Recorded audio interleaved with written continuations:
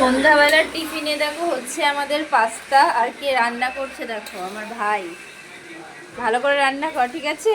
দেখো রান্না করে দিচ্ছে ছেলেটাকে, তাও বলছে ভালো করে রান্না কর। না না, ভালোই হয়েছে, খুব সুন্দর গন্ধ আসছে একটা। দেখে তো দারুণ লাগছে। হ্যাঁ,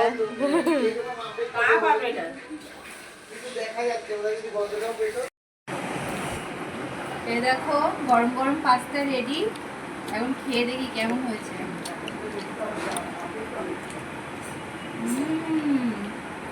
দারুণ বানিয়েছিস ভাই, হেভি হয়েছে। কেমন হয়েছে? ওই যে এই যে বলুন আপনিও কেমন হয়েছে বলো। বলো বলো কেমন হয়েছে? মামা কেমন হয়েছে? তোমার কেমন হয়েছে? ভালো ভালো, ভালো বলেছে। কেমন হয়েছে রে? তুই তো রান্না করেছিস। ভালো। ওরে বাবা রে, এরকম ভাবে বলছিস কেন রে? মাসির ছেলে হয়ে গেছে দেখো আমার ভাই।